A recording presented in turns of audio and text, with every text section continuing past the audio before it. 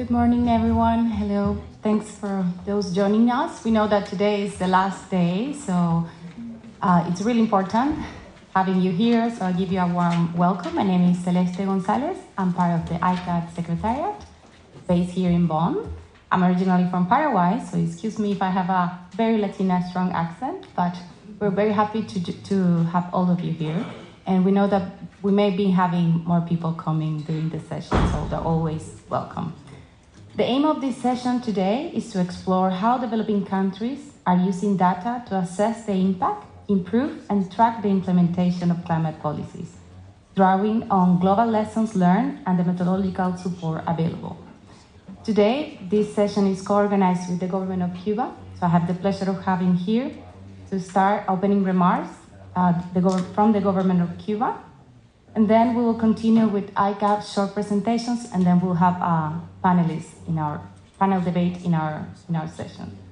To introduce, please let's start with Odalias. She's Dr. Odalias. She's the Director General of Environment from the Ministry of Science, Technology, and Environment from Cuba. Thank you, Celeste. Good morning, everyone. Thank you for the support. First of all, I would like to say to the Secretary for including this event in the program. Thanks to ICAT, Dr. Henning, for being part of this event, to the country that participate with their contribution, and to everyone we attend in the last days of the meeting. I want to highlight one of the main challenges for monitoring both national and international commitment is the availability of credible data.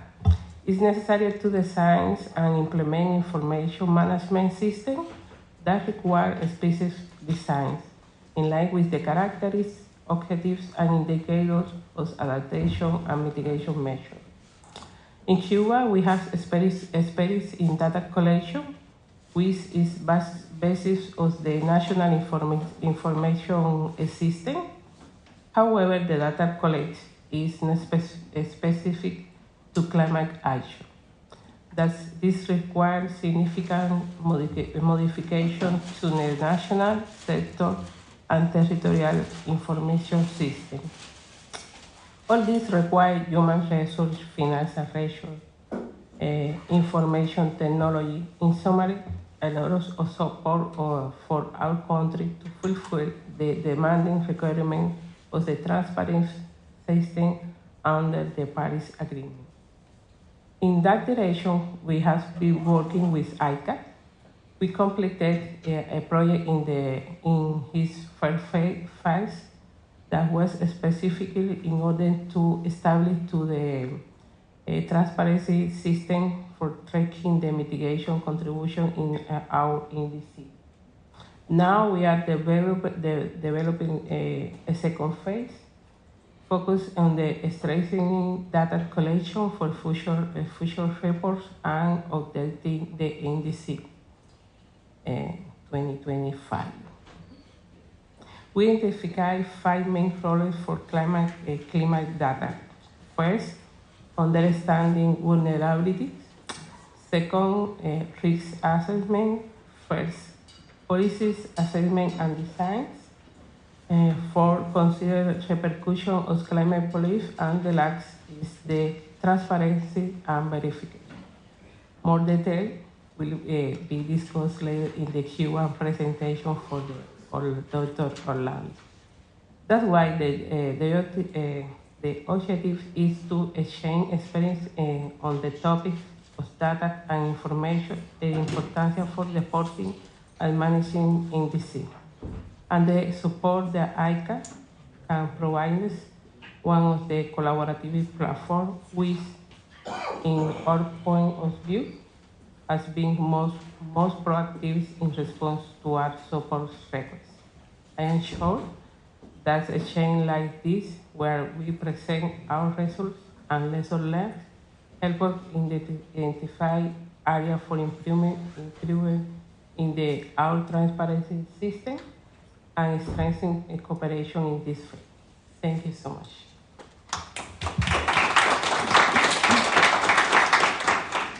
Thank you very much, Dr. Dalis. And indeed, that's why we are here. We want to hear from the country's experience, those who have already have results and those who are planning to assess policies.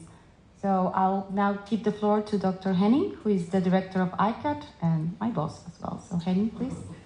Thank you very much, Celeste.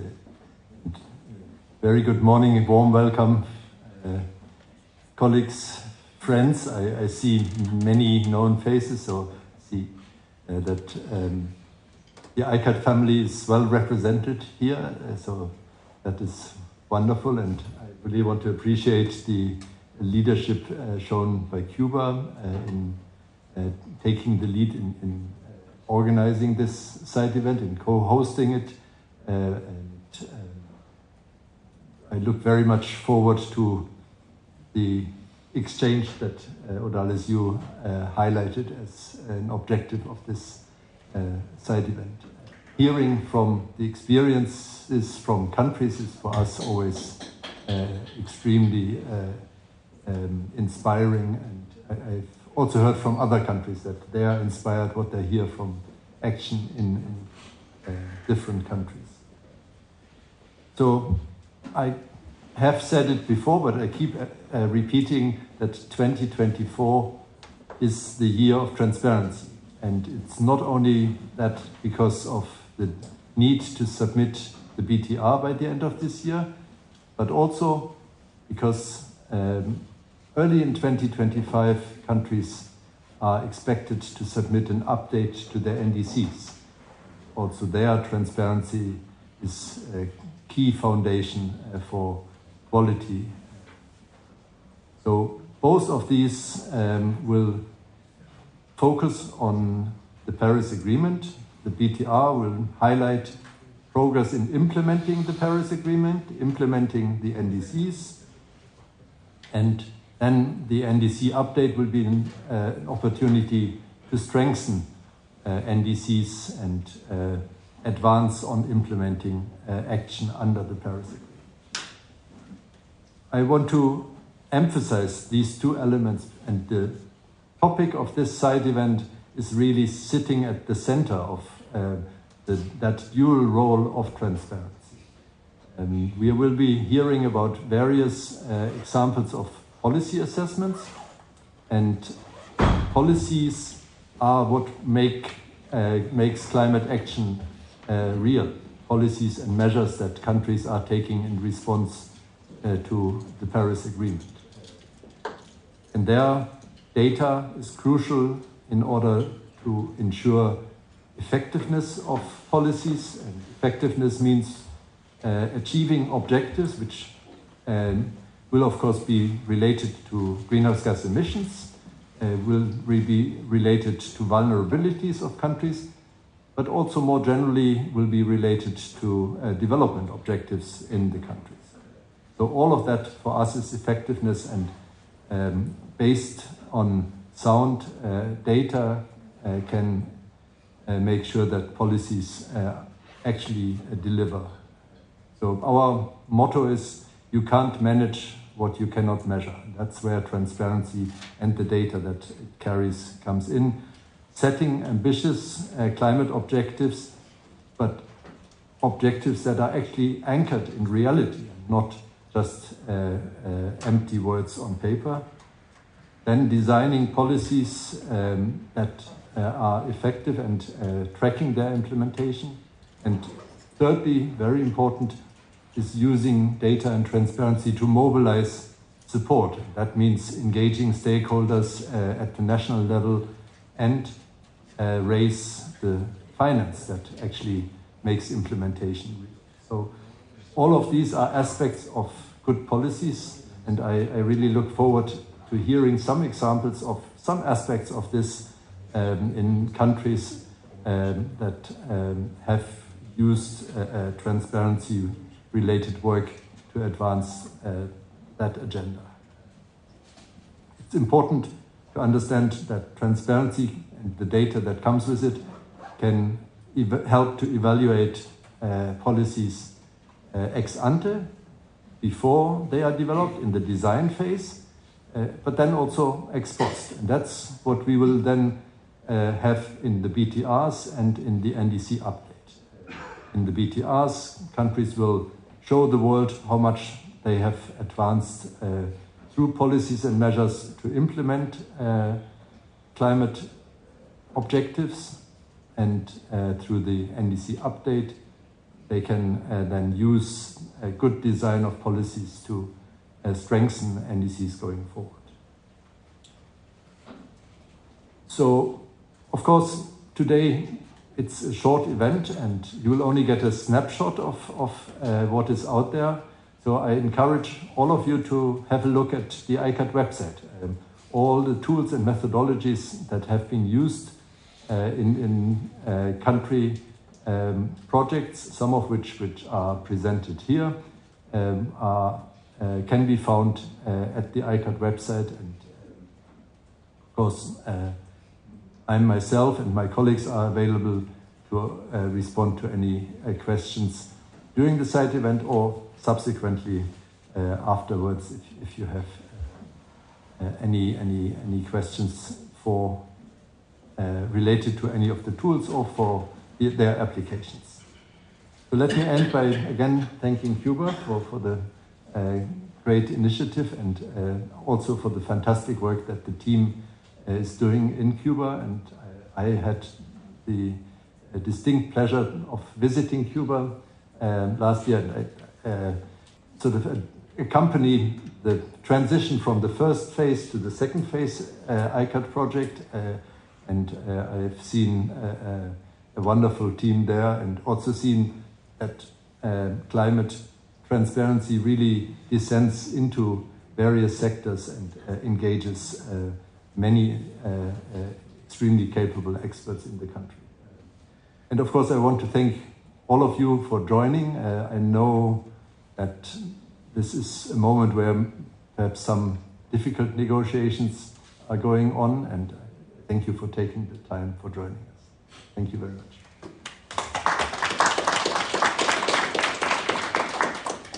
Thank you very much, Dr. Henning and Odilia again. And if we may go through the agenda to start. Thank you very much. So if we look at our agenda, I'll do a little brief presentation to set the scene, and then we will hear directly from experience from Cuba, Zimbabwe, and also from Vanuatu. And then we'll have a panel discussion, followed up by questions from the audience. And I invite to stay in the time because we know, but we have some flexibility at the end, hopefully, for questions. To continue, we need to understand why we do assessment. As Henning was saying, this year is the year of transparency. We understand that there's a lot of commitments going and a lot of work happening in countries with the BTRs, with the NDC. However, we wonder, where is the information going to come from? Almost 10 years ago, countries submitted the first NDCs. Some of them were very ambitious, setting goals, and then going down into policies and measures. But now, how do we assess if those policies and measures are on track? Are they happening? What do we do? For us, it's important to highlight the importance of policy assessment in all stages, starting from the beginning, during the design implementation, during the implementation, and of course, for planning for future, and as well as ex post. For us, it's important, for ICAT, it's also important to highlight that policy assessment don't only cover the impacts from climate change. We need to look and have a vision from sustainable development and also from the country's own development. As I said, always, like some countries have their own policy, national policies in climate change, and they're aligned with their priorities, and that is how it should be. And not all countries' development programs or policies are climate aligned. However, in order to have good climate policies, they need to be aligned with their country's priorities and development. In order to assess our policies, there are different stages. ICAT has developed tools and methodology to guide countries. We have over 10 guidelines that are in our website for free to download. And the different stages are flexible in terms of how the countries are depending on each policy. We know that there is no shoes that go to a country perfect to another one. So each country needs to do it according to their circumstances and according to their stage of their policies. The first stage is to plan, set what is important in terms of boundaries of the policies, who are the key stakeholders involved in that policy, and then start planning how the policy assessment will be done. As we continue to assess, we need to look at the policy in all the different streams, from the economic also to the social impact that may have, from the investment point of view, and so on. And at the end, we can come with good data and results. And that is what we will hear today from some of the countries' experience. These results and information are key for policymakers to decide where to go and to set up the north of the same policy or including new policies that could be arise after these results. We also always have to identify that impacts are not always positive, so negative impacts need to be taken into account. And if we look at it in terms of transparency, policy assessment cover from the beginning of the NDC update when setting the targets to designing, refining the policies and measures. And of course, this year we need to assess. BTRs has flexibilities for country, except for one, which is doing the tracking on NDC. That's why it's important to have information on how is the stage of every policy that we are compiling. We know that there's going to be a lot of data going on the BTRs, on the tables, but we need to acknowledge that this data needs to have consistency, it needs to be coherent with the country, and they're also linked to each other.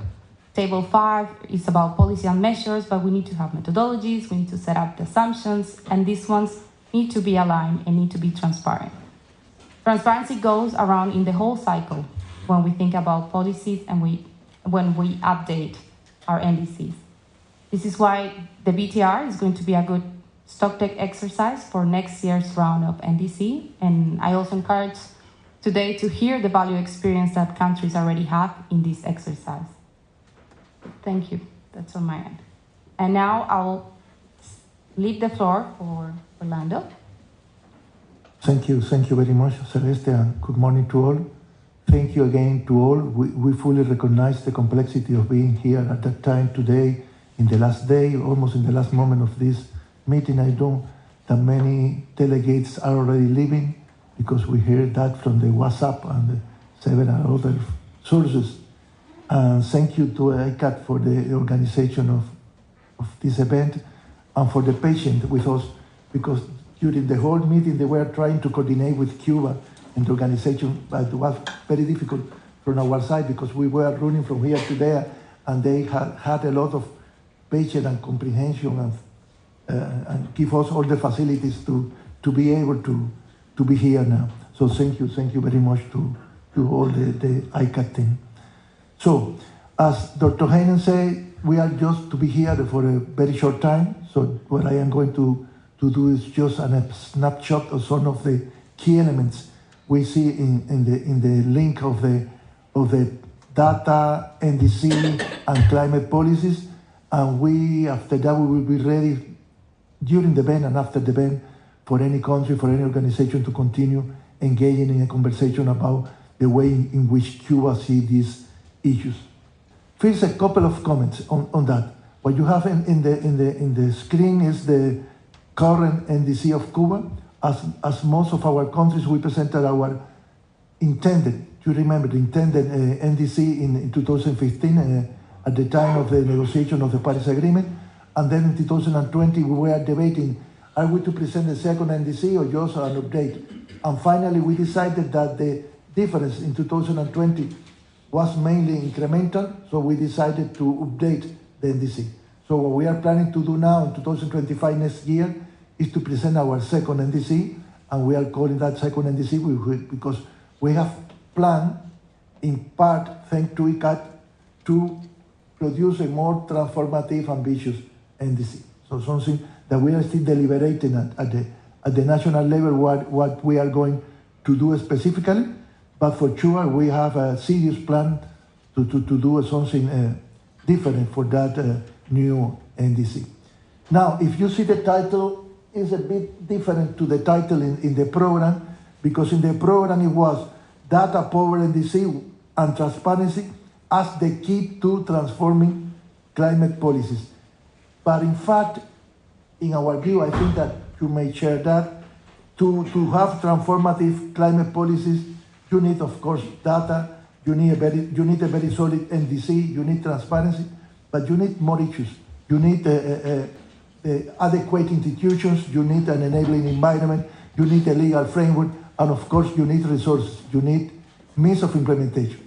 So the elements that compound a transformative climate policies are a big package in which transparency and NDC are crucial, but are not the only elements for that. That's one thing we want to mention.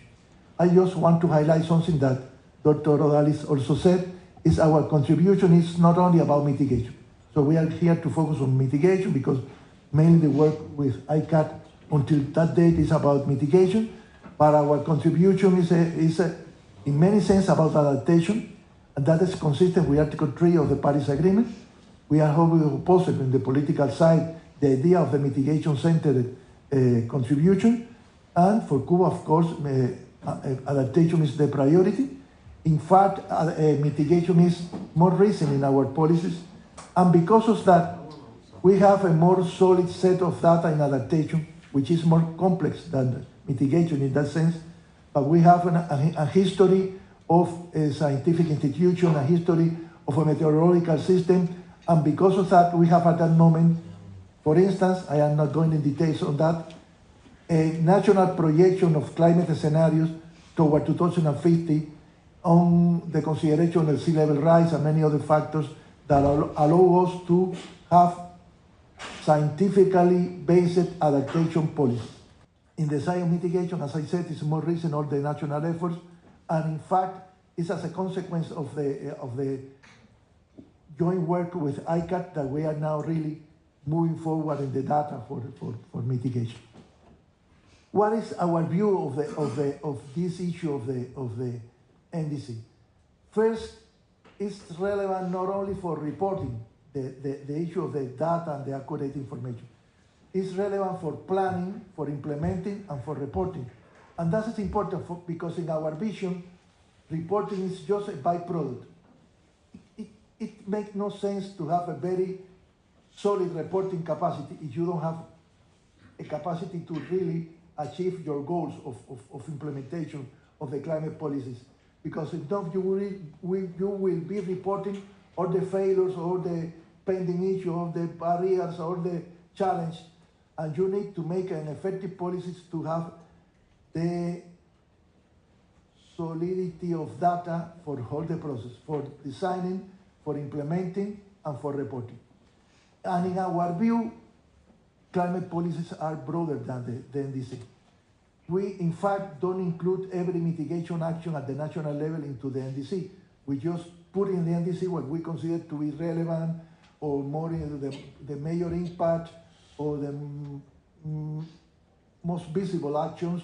But when you look at the national, we have a lot of action going here and there at sectoral level and local level that are also relevant for the country, but not necessarily we are including everything into the NDC. So the NDC for us is a process of refining and selecting key mitigation actions that we have a very solid view of how we plan to execute it in order to be really sure that we are able to implement. I think that Dr. Henning said something in that sense. We have to avoid making the NDC like something that we do because there is some kind of international framework or there is some pressure that we have on NDC that consider that and that and that.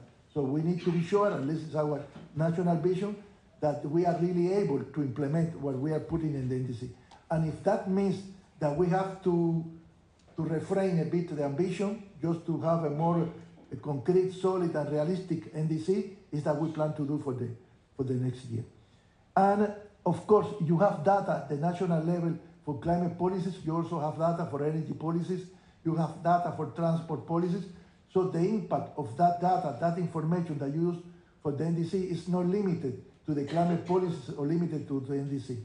And we expect to be concrete now on the issue of the work we are doing with ICAT, that the result of this work will be reflected, for instance, when we are reporting the SDG, and we are reporting the SDG 13 on the climate, and when we are implementing the national developmental policies. So the data we are creating, enhancing, improving, strengthening is not only in function of the climate policies, but in function of the resilient and low carbon development of the country. That is our vision for this kind of process. So it's for tracking progress, of course, it's for aligning our goals with other goals we have at the national level.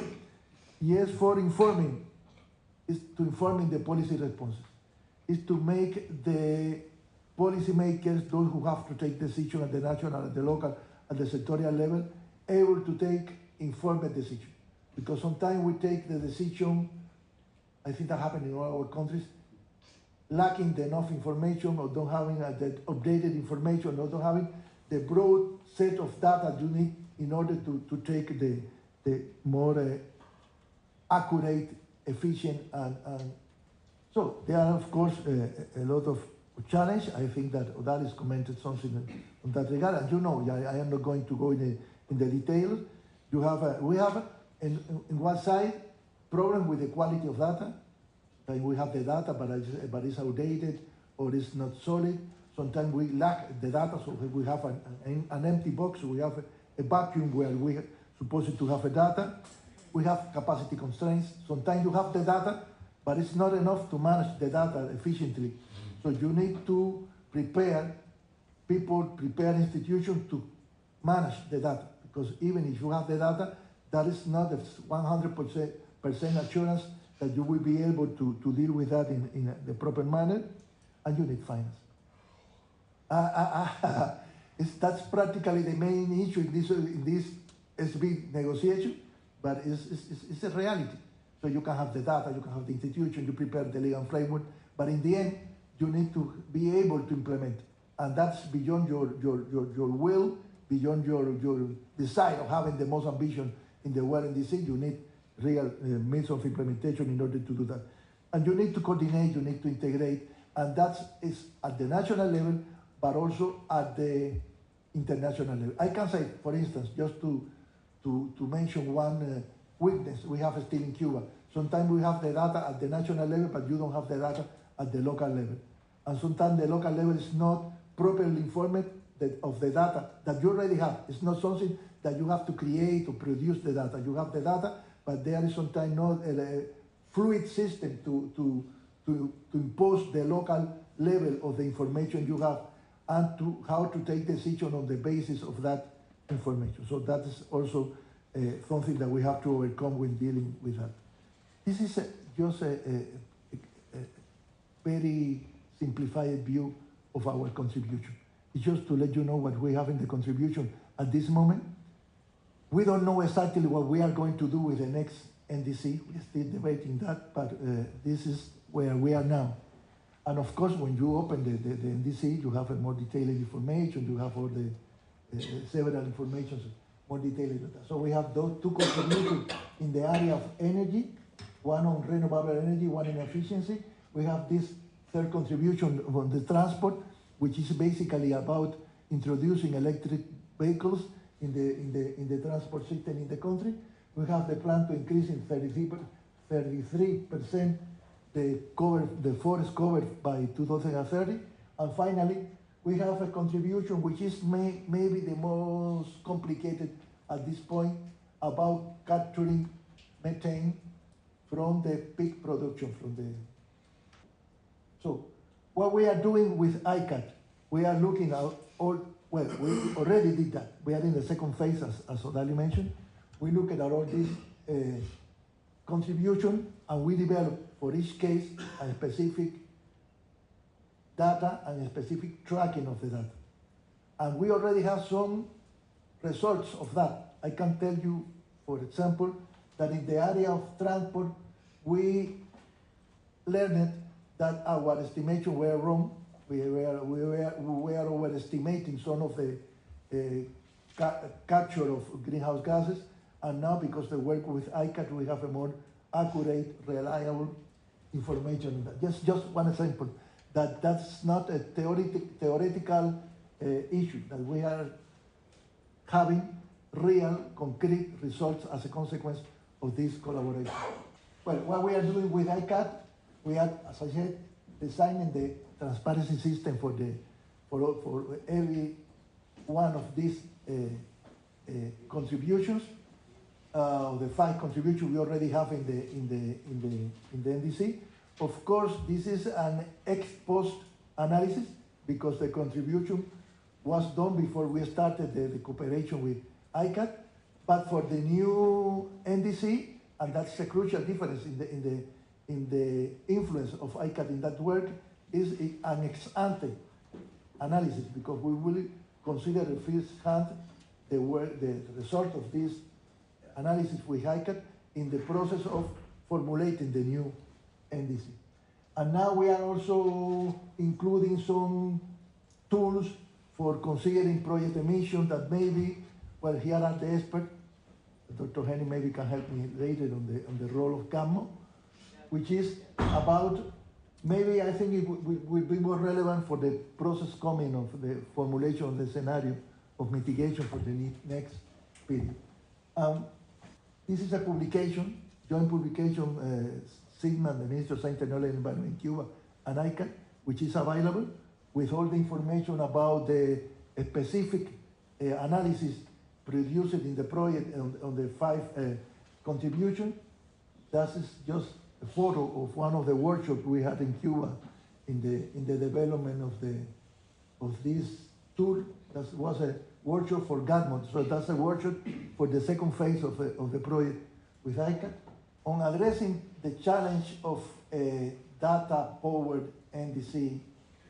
We are considering some issues that we have to take into account for the next NDC. Now it's over the table that the debate about the investment NDC. So the idea of formulating the NDC, not only relating the mitigation or adaptation action that we are planning to do for some period of time, but also in a way in which is closer to the idea of an investment plan.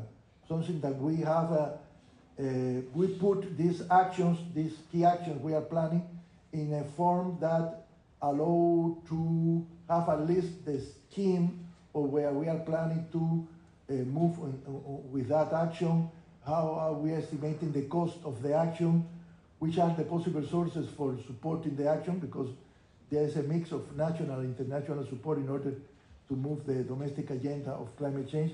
So we need to learn more in the road of constructing the next NDC, but that's something we are thinking about, how we take into account the idea of having investment plans for the NDC.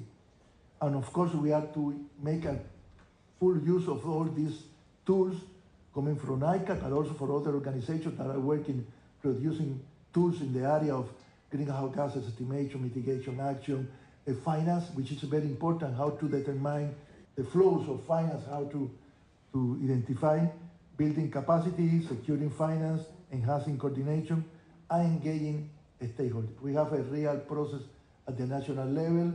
We have a process at the national level of diversifying the economic actors in the Cuban economy and the Cuban society. And we are doing all these efforts in the planning of mitigation and adaptation and planning climate policies, engaging many actors that are new at the process. That sometimes say, well, what am I supposed to do here? What are you calling me? But when they are already inside, they say, it's okay, that's important. I understand that. So that's a process in which we are all learning about it. I think I finished here, but I think I am in time. No, we're good. We're good on time. Thank you. Thank you very much, Orlando. Great presentation, and also inspiring to see the work that Cuba has been doing. And I invite you to stay with us. We will continue having a panel, but first I will invite my next speakers. We will hear from Vanuatu, Abraham Nasak from the Department of Climate Change, who can also join, and from Zimbabwe, Siribani Munhati from the Climate Change Management Department. ICAT's been collaborating with Vanuatu with a new project, so we are in a different stage with them, which is also good to understand what is going to be planned. As I said, one of the key stages for policy assessment is the planning. So we will hear some insights from how is Vanuatu planning into using data for better policy and how it's already been doing. Abraham, the floor is yours. Thank you. Good morning, everyone. For Vanuatu, what we've done is we've updated our NDC, and the NDC is contained about 20 mitigation commitments, 116 adaptation commitments, 12 loss and damage commitments, and is based on the ambitions, policies, and work plans of our frontline sector agencies. This includes the agriculture sector as well. The approximate cost of our NDC, in the revised NDC, is just over 1.2 billion US dollars. And the proposed activity that we'll be looking at carrying out is at the end of this month, June. We'll be having a workshop on assessing Vanuatu's environmental and sustainable farming policies to access gaps in climate change mitigation interventions. This policy assessment tool was developed by ICAT and will be used to conduct the policy assessments. In addition to this, the transition to renewable energy-based electricity could be accelerated through the review of the Agriculture National Policy, and this is the policy particularly around the coconut oil sector. So this is one of the areas that we'll be looking at towards the end of this month. Thank you. Thank you very much, Abraham. Yes, it's good to see and to listen how when we're analyzing the policies, we don't look at only one sector. There's also interconnections among the sectors, and that's also important according to every country's circumstances. We will hear now a presentation from my colleague, representative from Zimbabwe, Triwi. The floor is yours. All right. Thank you very much for giving us the floor. My name is Tiruan Moati from the Climate Change Management Department of the Government of Zimbabwe. And would also like to thank the Government of Cuba and ICAT for organizing this event. We undertook policy assessments for our renewable energy, national renewable energy policy, and our national biofuels policies. And this was in 2021. These policies are 2020 policies. So since we were only a year into the implementation of the policies, we decided to make the assessments an ex-ante kind of policy, that assessment that is assessing going into the future what these are going to achieve. So the assessments that we used, the guidelines, were the renewable energy impact assessment as well as the sustainable development impact assessment. And we had support from the United Nations Environment Program, CCC, the Copenhagen Center for Climate Center, and as well as a local consultant. So the data analysis scenarios that we ran when we were doing the policies, there were 3 of them, and the results I'm going to show are going to be based on these 3 scenarios. So the first one, obviously, is the business as usual scenario. What would happen if there was no policy? Would continue business as usual going towards 2030. Then the second one is the policy scenario. What would happen if the policy was fully implemented and fully achieved? And then lastly, the policy impact scenario. After using the assessments, the policy assessments, what is likely going to be the policy impact rather than what policymakers envision, but after technical analysis, what is going to be most realistically going to be achieved by these policies. So I will dwell on, there are many things within the renewable energy policy. It seeks to promote solar energy, it seeks to promote wind, it seeks to promote other sources of renewable energy. But I would dwell on the solar. The policy target is to add 2,100 megawatts of solar energy into the national grid by the year 2030. But the policy, after going through the policy assessments using the renewable energy policy assessment, we ended up discovering that we are most likely going to achieve only about 51% of that, given what we have and projecting into the future. Realistically, we are going to achieve maybe around 1,056 megawatts by 2030. Our NDC target was much lower than the policy target, as highlighted again by the colleague from Cuba. It was only 300 megawatts, and based on what the government thought realistically we could achieve within government programs, not taking into account the private sector and so forth, which we have little control over. So we are looking at where we are and where we are going. We are most likely going to achieve the 300 megawatts from solar going into the grid by in the near future. So perhaps as we do our revisions later on this year and into early next year, this is an area where we might think to maybe ramp up in terms of ambition, but you never know. There are so many other permutations that go into it. For the biofuels policy, it focuses on two main issues, biofuel blending for ethanol and biodiesel. So the aim is we are actually producing ethanol from sugarcane and then blending it with petrol. The aim is to reach 20% of the petrol is supposed to be blended. 20% of the petrol is supposed to have to be from the ethanol, and then 2% of biodiesel blending.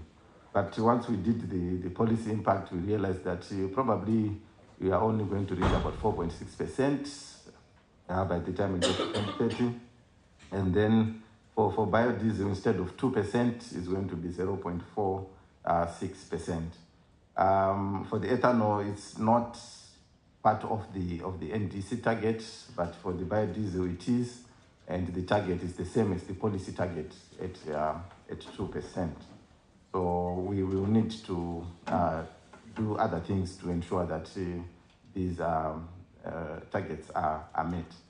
And then for emission reductions, looking at the electricity, since we are not going to be meeting the renewable energy targets, we are only looking at 50% of what we are targeting in terms of the power from renewable sources into the grid.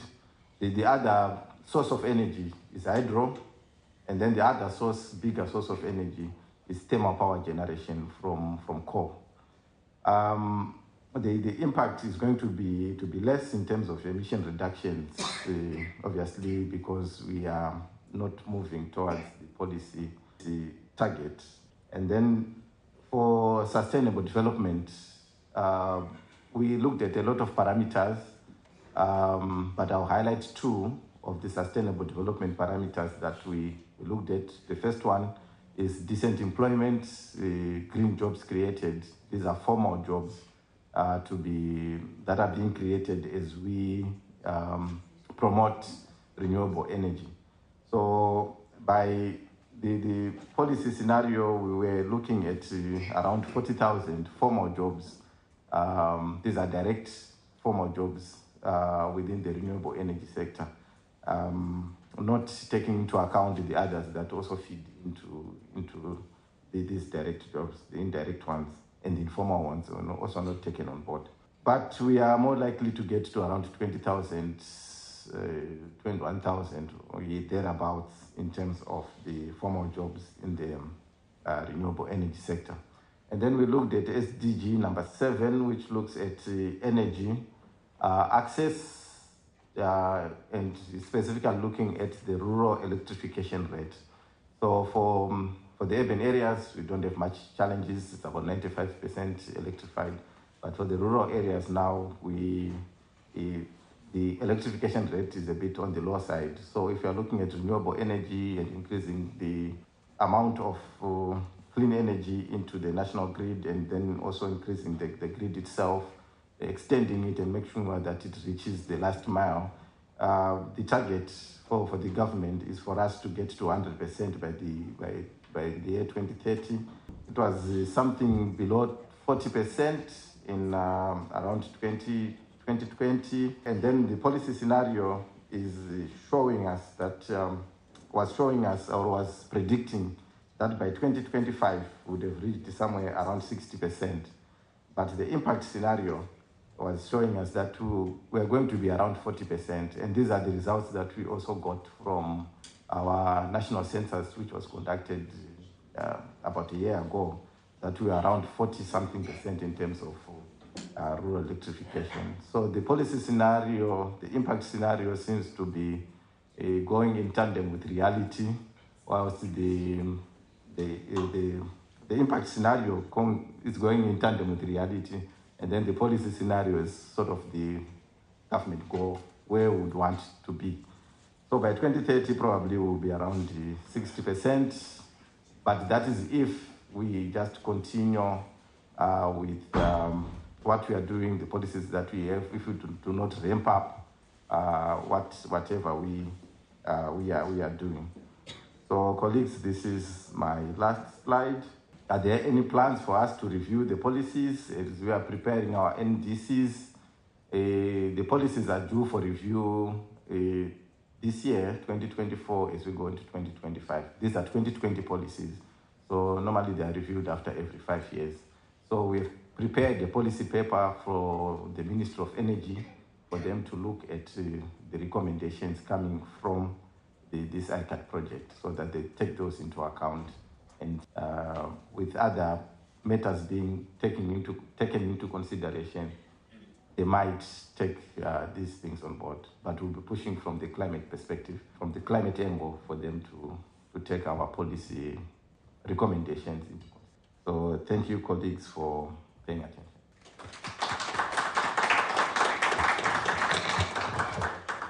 Thank you very much, Thierry, for that great presentation. We will now start the panel. We have some guiding questions, and I would like to go through with our three panelists here, and then we will open also the floor for some questions. May I go back to Cuba, our first speaker? So Orlando, Cuba's following your presentation, and I think you already mentioned it, a little bit of the use of this new information that you had found. I also really enjoyed when you said, honestly, we don't know what we're going to do. That's a good step of acknowledging, okay, we have a policy, we have new data, now we need to start thinking what to do. Could you elaborate more and tell us about what specific advantages has this more accurate data provide, and how do you expect Cuba to build on this improvement in the next NDC? Because we have more accurate data, now we are able to do a better domestic job on identifying for the different sectors, not only barriers and difficulties, but also opportunities and the more effective, cost-effective action we can take. So we now can make a more in-deep dive into the sectors in order to look at our better options for mitigation. Without that meaning that we have to include all that in the NDC, as I said. But our main goal is to have a more ambitious national program on adaptation or mitigation, because our vision is a resilient and low carbon development. So we plan to use the data not only in function of the NDC, but in function to having a more in-depth discussion with the sectors about how to move the national developmental agenda. And that's very important, and we need to disseminate that capacity, because in Cuba, the Ministry of Science, Technology and Environment is not responsible for any sector in particular. We have a policy responsibility. So there is a Ministry of Energy, there is a Ministry for Transport, there is a Ministry for Agriculture, which is in charge of the AFOLU sector. So we have to work with other organisms, with other bodies that have many urgencies in their daily work. So one key issue that we are going to do, and we are doing with the new data, is to demonstrate that we can have win-win options, that we can have options which are attractive from the point of view of climate policy, but at the same time are also economically and socially attractive. And that is the way in which we are looking at that. And of course, our first BTR that we are planning to present this year, some moment before December in time, but we don't have the exact date yet, will be improved as a result of this better information we are now disposing of. And of course, we will be in a better position to respond to the MPG we adopted in Katowice in 2018 because of this improvement in the information. But as I said, that is a post analysis. For the new NDC, we have to use this information up front, and then we will have a more ambitious, but at the same time more accurate, more elaborated, more data-powered, as you put in the title of the presentation, more data-powered NDC. We need more debate on this issue, but we are planning to do something in that line of having an investment NDC. So we are mixing the mitigation and adaptation actions with the finance need, not only finance, because we use finance as a generality. We sometimes need technology, endogenous technology, or a technology we have to incorporate nationally, but means of implementation in general. So the use of the data will be both for the specific mitigation action, but also to identify how to connect that with the financial flows. Thank you very much, Orlando. And yes, I think I agree with you when you said data is power, and I think it's also an opportunity. As you mentioned, better data can also represent an opportunity for countries to access and to mobilize resources. So thank you for that reflection. Now we'll go back to our colleagues from Vanuatu. We know that that's a region that's been affected with very specific climate hazards and risks. So we understand that they face different challenges, and also generating data can create an opportunity. Abraham, could you elaborate a little bit more about how findings of the policy assessment in agricultural policy can support the implementation of Vanuatu's sustainable development and eventually help to meet the NDC target? Because Vanuatu is very small, 83 islands, population of just about 380,000 people. So we have to work across multiple islands. So we use the decentralized approach. So that happens at the national policy level. So our national policy was updated last year to reflect and strengthen our decentralized approach. So that influenced the agriculture national policy, because that's our challenge. We have multiple islands. We have work happening in all of those islands that is captured, but the data is kept at different places, under different ministries, and it's not necessarily in one location. So the work that's happening now with our new decentralized approach is to build on, starting from the community level, have a community profile for that community. So the agriculture will have a profile information of that area. What are the strengths of that area, vegetation, crops, and all that stuff. And then have that information and governance structure at the area level, and then the provincial level, and then up to the national level. While we have our national policies, work is being done since last year to update all of the policies to be in line with the national policy. Work is also happening at the community level, because each of the islands has different strengths. So with the local authority, which is responsible for the provinces, we're setting up sort of hubs around the strengths of those particular islands. And then what the agriculture sector is looking at with the policy is to have the information for that particular provincial area updated.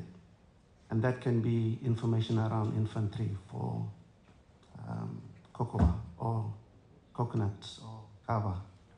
And then have that information passed up because where the identified areas are informs the government on where to put the priority infrastructure transportation connections. So this is connecting communities to the agricultural food basket areas, and then connecting them to the wharfs or the anchorages, connecting them to the airport, because we have to move those raw products from the islands to the main market areas. When we know where our main production areas are, then we build the infrastructure around them. And that infrastructure is also the energy infrastructure, because the energy infrastructure also has to go down there so that they have energy there. And that energy is a combination of solar, micro, I think it's called pico hydro, and for some of the areas we have a hybrid of both, or in the main city we also have an electricity generator as well as a wind farm, but we need power in those areas. The infrastructure and the governance around the community sustainability and resilience is built around the community's ability to be able to recover very quickly after the disasters that we do face. Because of our environment, disaster is pretty much like clockwork. 6 months of the year we're under disaster, climatic situations, particularly cyclones. And then if we're lucky, we get 6 months of good time before we have to start preparing for them. So that's why the whole government approach is now around sustainability at the community level and with the governance structure to support it. So this is where the data plays a big role. And so we've worked to improve our statistics office to be able to help us in collecting those data as well and link the different sectors together so that it informs our different development priorities. But our approach is multi-hazard, risk-informed approach. So that's why data for us is very important around food security as well as water access. Thank you, Abraham. No, it was good for us also to understand that approach from local. And we know that activities and also risk can happen in one area and not in another. So that's important to have the system in place. As you said, it's complex, it's challenging, and I can imagine having the different hazards happening in Vanuatu, how the system needs to be integrated and also accordingly to the different times and periods. So I will change now. We'll jump into Zimbabwe again to one follow-up question to your presentation. Thank you, Thierry. You present a little bit of the assessment done on the National Renewable Energy Policy. Could you please tell us a little bit more about the plans to review when preparing the NDC update, and how does this impact assessment policies inform reporting on NDC tracking? All right, thank you for those follow-up questions. In terms of the NDC review influencing policy, for us it's the other way around, I think. Policies influencing the NDC review, because as the NDC is an international commitment and we do not want to commit something, the international to drive the local or the national, but for the national to contribute to the international. The review of the policies, or envisage the review of the policies, will inform the NDC, what is going to be in the NDC. That's why I earlier on said that communication and interaction with the Minister of Energy, since I'm focusing on the energy part of our NDC, will be key. So what we get from the policymakers in the Ministry of Energy is what is going to inform our policy.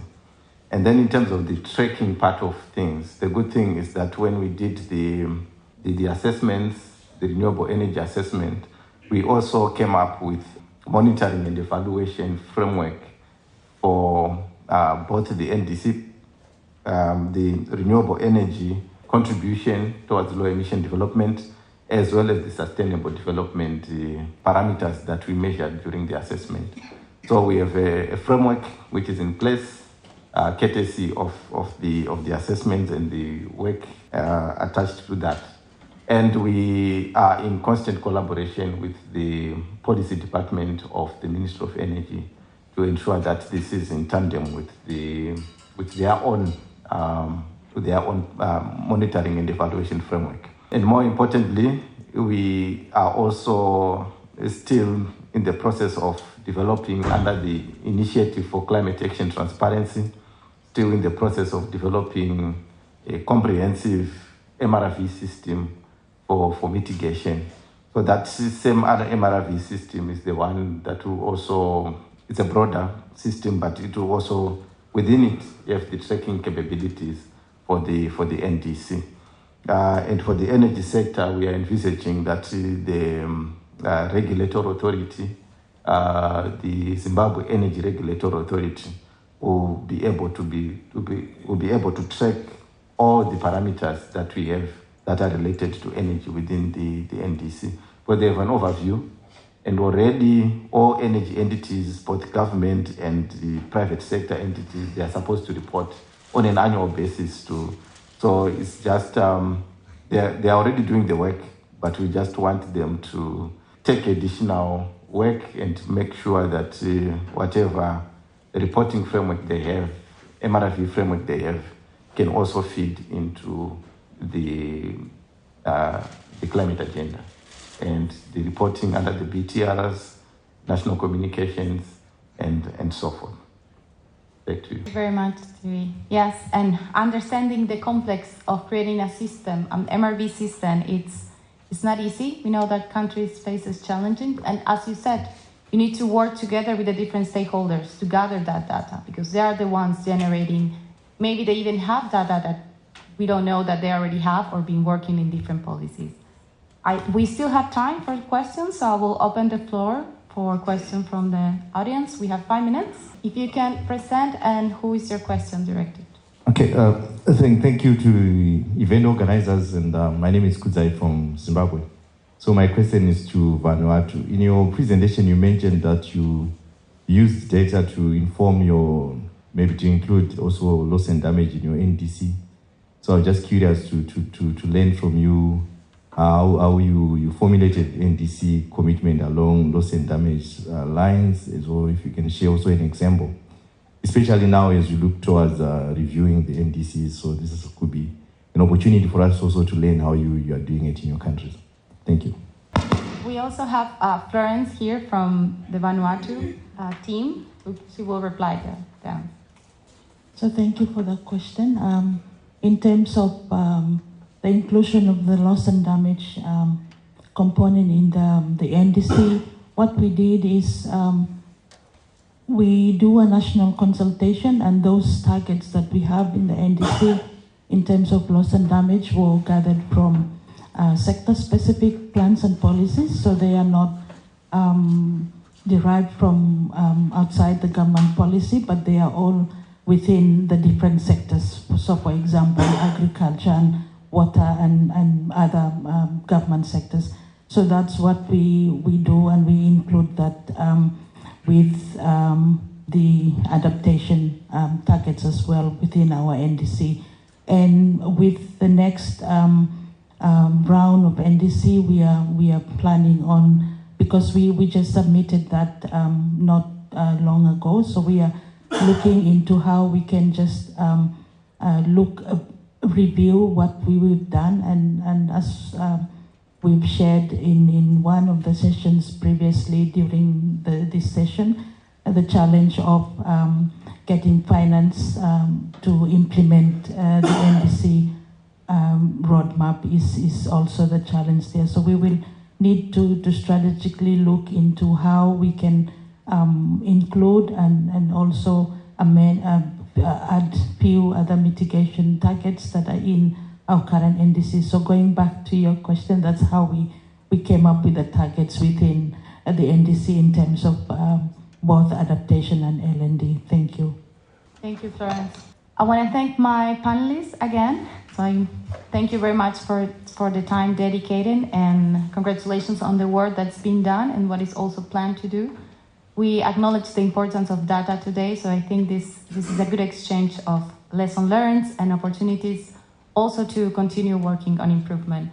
I'm going to invite the panelists, and we have Henning to have some final reflections. Thank you very much, and I'll be very brief, but you can see I took a lot of notes. I think we had a very rich set of contributions, and I was really pleased to hear some more of the work that was done in the 3 countries that we were able to have here with us this morning. First of all, I think I want to emphasize that for ICAT it's really a pleasure and an honor to work with countries like Cuba, Zimbabwe and Vanuatu.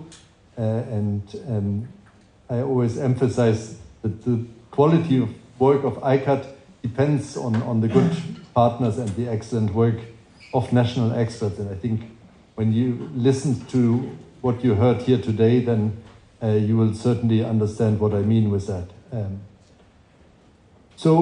I think we've also heard a nice explanation and some highlights of the importance of data, but also to recognize that data is not everything. So data is a foundation, and it's a necessary basis for good policies and for strong NDCs and for effective climate action. But of course, it cannot replace political will, it cannot replace finance or the broader means of implementation. And I think that was acknowledged by all 3 countries, and it's important. I mean, we always see it as an enabling element, but of course something that then has to be built upon. And I would have loved to continue some more discussion on how you use data to actually help then mobilize finance, because that's also part of the storyline, and you touched upon it a little bit, but didn't go so much into detail, and probably it's something that we need to develop a bit further going forward. I think all of you emphasized how important a good and strong assessment of policies is to enable policies to be transformative, and as ambition rises, the understanding of impacts becomes more important, and then, of course, very much the impacts on development objectives becomes critical. If you aim for a strong renewable energy share in your electricity, as we heard from Zimbabwe, you need to understand what that means for jobs and how you can use it to create jobs. Of course, you also heard from the countries the importance of linking up to adaptation priorities in the countries and recognizing those. I mean, it was very clear from the contribution from Vanuatu and the challenges they face with the risks of disasters and being able to manage that, the importance of then engaging communities and linking the work on data also with the community level is I think, something that came out of all 3 contributions. And I mean, when we talk about rural electrification, I mean, this is also something that links, where energy policy links down to the local level and the community level. I think the dimension of working with data and policy assessments has become very clear. And then the final point that I want to pick up is the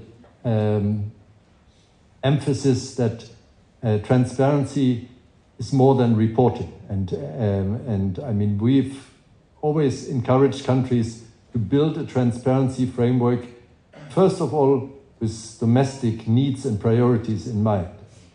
Then use a subset of the data that you actually collected for the reporting. And if you focus on national priorities and needs in terms of the transparency framework, it's always only a subset of the data that will then be required for the BTR or for the NDCs or other international processes. And I think all three contributions very nicely illustrated that interlinkage between the national work on data and then the international dimension in terms of the processes, and in some cases interlinkages between the two.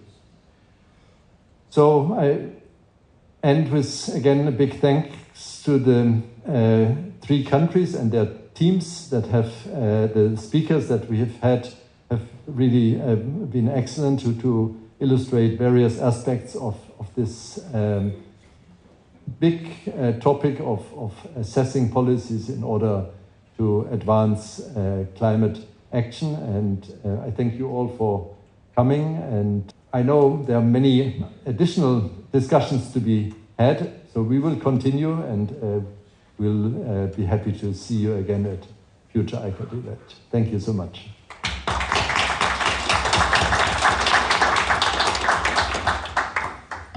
Thanks, everyone. We also invite you to follow our website, and we'll post events, and this will also be posted as news, and also download our guides.